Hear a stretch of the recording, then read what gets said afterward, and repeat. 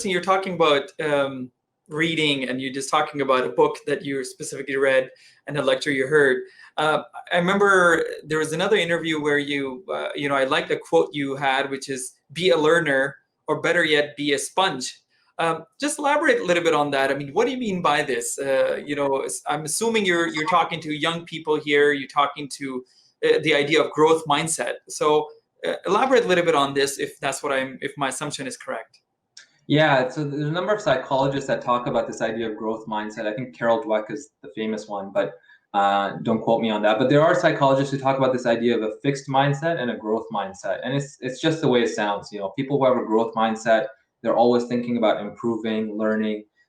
People who have a fixed mindset are like, this is who I am. I can't change. These are my circumstances. I can't improve.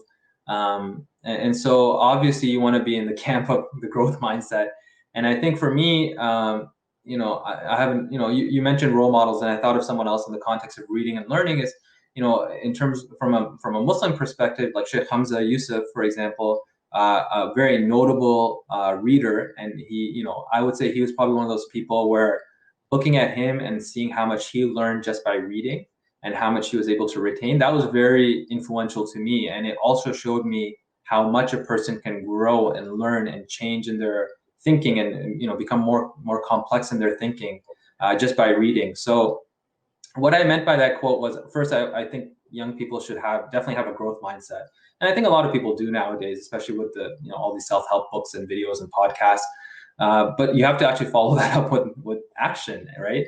And so one of the things I always recommend is, I think reading is a phenomenal hobby.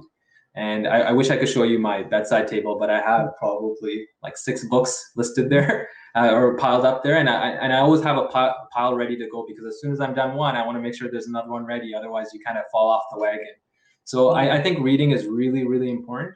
But that quote that I mentioned about being a sponge, it doesn't just apply to books. I think you should approach every situation in life as a learning experience. So when you meet someone, when you're doing networking in the context of like a business scenario, or in a career perspective, every opportunity should be something that you're trying to learn. You shouldn't ever leave an event or a gala or a dinner without learning something. And if you have that mindset, you will learn so much.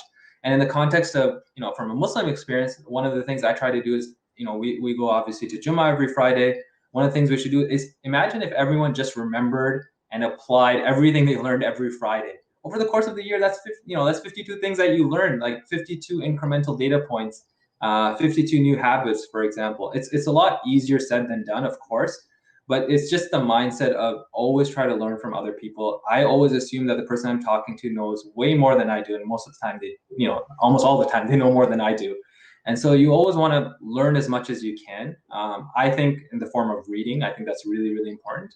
But also in the context of any person I talk to, I try to learn from their experiences, and I try to absorb what they're saying, because especially if they're older, that is really important, because they have lived experiences that you don't. And so I think if you are meeting with someone, and I'll give you an example just in the context of a career perspective. One of the things that's very common on Bay Street, for example, is this idea of coffee chats. You go to coffee chats because you're looking for a job or networking, or you're trying to find out more about a career. But people sometimes they approach it in a very transactional way. Like, I met you for coffee. Now 2 weeks later, please forward my resume to such and such person. But really, if you go with the mindset of genuinely trying to learn about the person, the career, what life is like, et cetera, or learning about the person and their hobbies, that goes a much longer way.